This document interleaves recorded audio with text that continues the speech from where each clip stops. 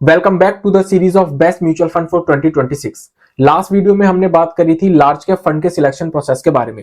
आज की इस वीडियो में हम बात करेंगे 2026 के लिए जो हमने स्मॉल कैप फंड सिलेक्ट करा है उसके कंप्लीट सिलेक्शन प्रोसेस के बारे में, कि हमने किन किन स्टेप्स को फॉलो करा है और किन किन फैक्टर्स को कंसीडर करा है 2026 के लिए स्मॉल कैप फंड सिलेक्ट करते वक्त। तो मेरा नाम है करण कुमार और चलिए अब हम समझते हैं 2026 के लिए जो हमने स्मॉल कैप फंड सिलेक्ट करा है उसकी कंप्लीट सिलेक्शन प्रोसेस को। अब स्मॉल कैप फंड के सिलेक्शन प्रोसेस को समझने से पहले हमारे लिए ये समझना जरूरी है कि स्मॉल कैप फंड के अंदर किन टाइप के लोग इन्वेस्टमेंट करते हैं, किस माइंडसेट के लोग इन्वेस्टमेंट करते हैं, ताकि हमें ये पता चल सके कि स्मॉल कैप फंड्स के क्या बेनिफिट्स हैं और क्या ड्रॉबैक्स हैं, और हम ये आइडेंटिफाई कर सकें कि क्या हमारे लिए 2026 में स्मॉल कैप फंड के अंदर इन्वेस्टमेंट करना सही रहेगा या नहीं रहेगा। तो स्मॉल कैप फंड के अंदर वो ही लोग इन्वेस्टमेंट करते हैं जिनको हाई रिटर्न चाहिए होती है, जिसके लिए वो हाई रिस्क लेने के लिए भी तैयार होता है।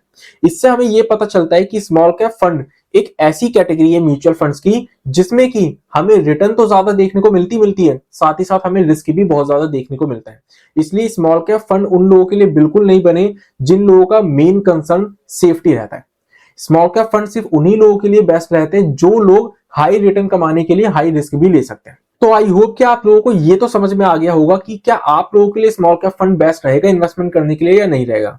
क्योंकि अगर आप लोगों की रिस्क एपिटाइट कम है तो आप लोगों के लिए स्मॉल कैप फंड नहीं बने, लेकिन अगर आप लोग हाई रिटर्न कमाने के लिए हाई रिस्क ले सकते हो, यानी कि आपकी रिस्क एपिटाइट हाई है, तो फिर आप लोग स्मॉल कैप फंड के अंदर भी इन्वेस्टमेंट कर सकते हो। अब अगर हम इसके सिलेक्शन प्रोसेस की बात करें तो सिर्फ स्मॉल कैप ही नहीं, चाहे हम किसी भी कैटेगरी के म्यूचुअल फंड की बात करें, जब भी हम किसी भी म्यूचुअल फंड के अंदर इन्वेस्टमेंट करते हैं तो 3 क्वेश्चन हमारे माइंड में जरूर बने रहते हैं जो कि कॉमन होते हैं हर म्यूचुअल फंड के अंदर।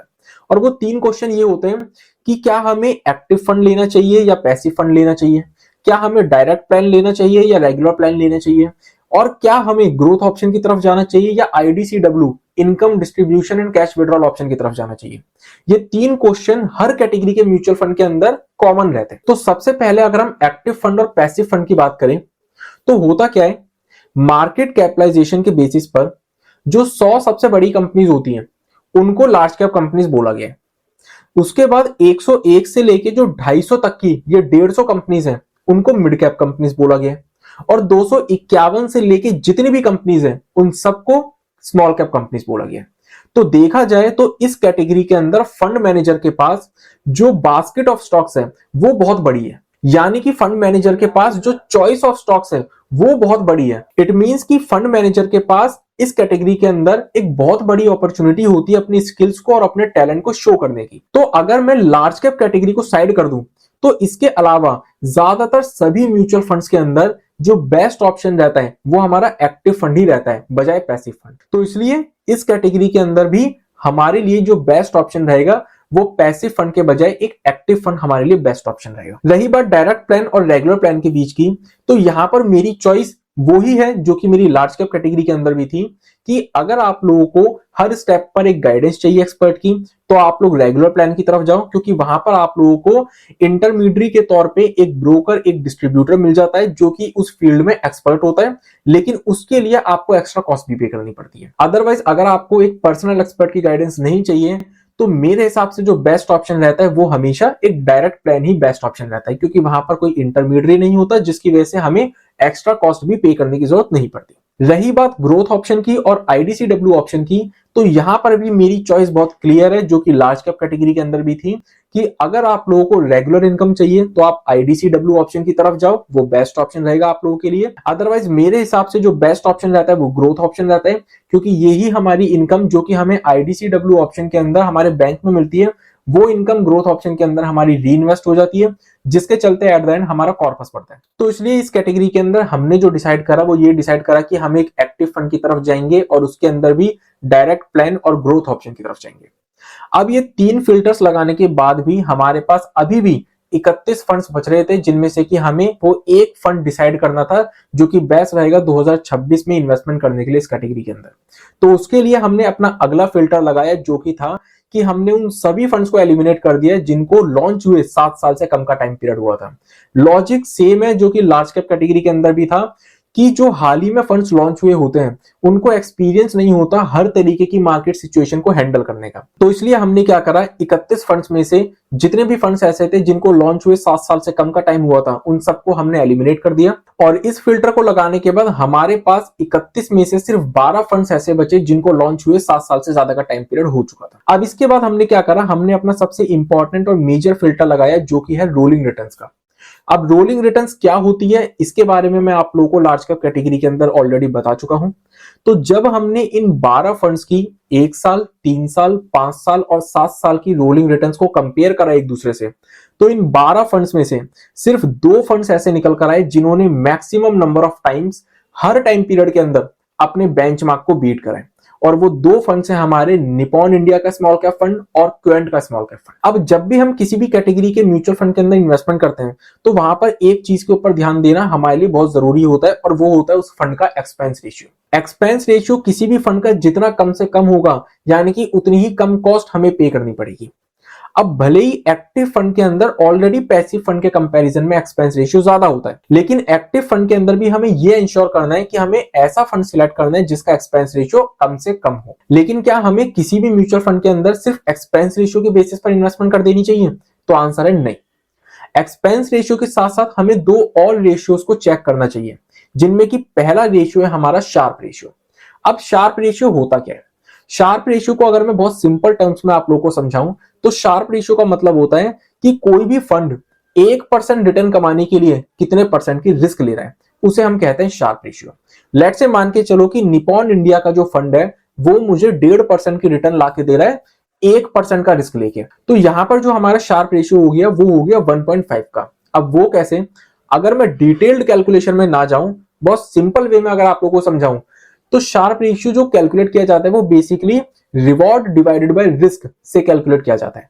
अब अगर निपॉन इंडिया मुझे 1% का रिस्क लेके 1.5% की रिटर्न कमा के दे रहा है तो यहाँ पे जो हमारा रेशियो निकल कर आएगा वो 1:1.5 का निकल कर आएगा, जो कि 1.5 ही होगा। अब किसी भी फंड का शार्प रेशियो अगर 1 से ज्यादा है तो वो फंड बेस्ट माना जाएगा। इट मींस कि वो फंड हमें कम रिस्क लेके ज्यादा रिटर्न कमा के दे रहा है। लेट्स से मान के चलो कि किसी फंड का शार्प रेशियो है 1.10।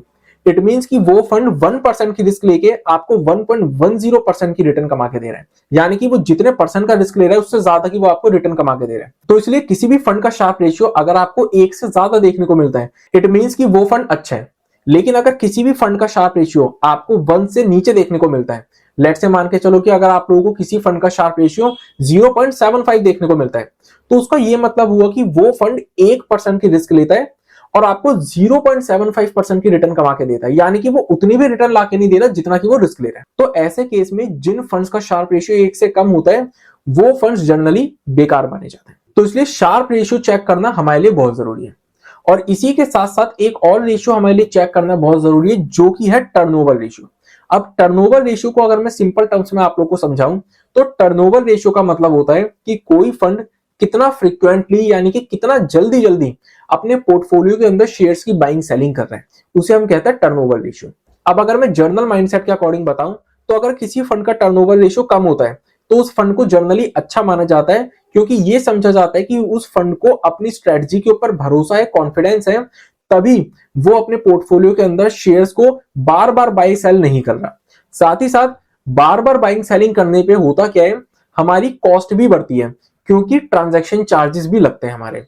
तो इसलिए जब टर्नओवर रेशियो कम होगा तो हमारी कॉस्ट भी कम ही होगी क्योंकि ट्रांजैक्शन चार्जेस भी हमें ज्यादा देखने को नहीं मिलेंगे। लेकिन वहीं दूसरी तरफ अगर मान लो किसी फंड का टर्नओवर रेशियो ज्यादा होता है तो उस फंड को जनरली बेकार माना जाता है, क्योंकि ये माना जाता है कि वो फंड जो है उसको अपनी स्ट्रेटजी के ऊपर भरोसा नहीं है, कॉन्फिडेंस नहीं है, तभी वो बार बार अपने पोर्टफोलियो के अंदर शेयर्स को बाय सेल कर रहे हैं।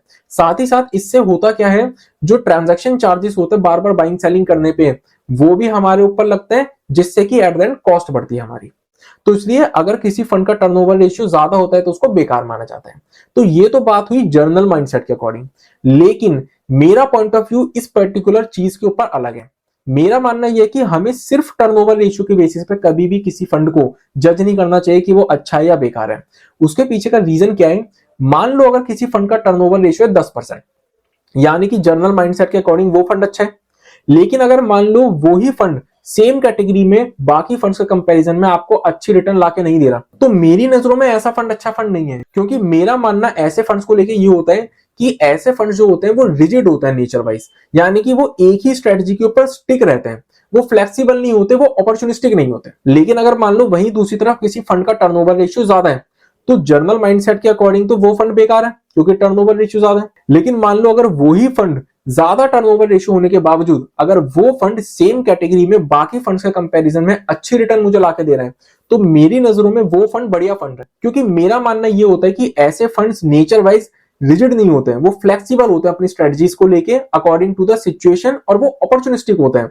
उनको जब और जहां अपॉर्चुनिटी दिखती है और जितनी बार अपॉर्चुनिटी दिखती है वो उस अपॉर्चुनिटी को ग्रैब करते हैं। तो इसलिए कभी भी हमें सिर्फ टर्नओवर रेशियो के बेसिस पे किसी भी फंड को जज नहीं करना चाहिए कि वो अच्छा या बेकार है। हमें उसके साथ और भी चीजों को लिंक करके देखना चाहिए, और स्पेशली फंड की रिटर्न और उसके शार्प रेशियो को जरूर लिंक करके देखना चाहिए टर्नओवर रेशियो के साथ, तभी हमें किसी भी फंड की राइट पिक्चर पता चलेगी। तो जब हमने निपॉन इंडिया और क्वेंट के स्मॉल कैप फंड के एक्सपेंस रेशियो, शार्प रेशियो और टर्नओवर रेशियो को कंपेयर करा एक दूसरे से, तो 2026 के लिए स्मॉल कैप कैटेगरी के अंदर जो बेस्ट फंड हमारे सामने निकल कर आया वो निकल कर आया निपॉन इंडिया का स्मॉल कैप फंड। अगर हम इस फंड के एक्सपेंस रेशियो की बात करें वो भी हमें सबसे कम देखने को मिलेगा 0.64% का। शार्प रेशियो की बात करें तो वो भी हमें 1 के ऊपर देखने को मिलेगा 1.06 का। और टर्नओवर रेशियो की अगर मैं बात करूं तो वो भी हमें सबसे कम देखने को मिलेगा 11% का। यानी कि हर तरीके से देखा जाए तो इस कैटेगरी के अंदर निपॉन इंडिया से बढ़िया फंड और कोई फंड है ही नहीं। क्योंकि निपॉन इंडिया कम टर्नओवर चर्न करके, यानी कि कम शेयर्स की बाइंग सेलिंग करके, कम रिस्क लेके, कम कॉस्ट में ज्यादा रिटर्न मुझे कमा के दे रहा है।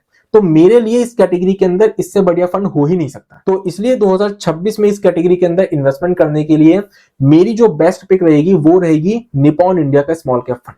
साथ ही साथ अगर आप लोगों को आज की सिलेक्शन प्रोसेस से रिलेटेड कोई भी डाउट होता है, छोटे से छोटा भी डाउट होता है, तो हमें कमेंट सेक्शन में कमेंट करके जरूर बताएं। तो इसी के साथ आज की इस वीडियो को मैं यहीं पर कंप्लीट करता हूं। तो मिलते हैं नेक्स्ट वीडियो में नेक्स्ट कैटेगरी के फंड के साथ। तब तक के लिए stay healthy and stay wealthy.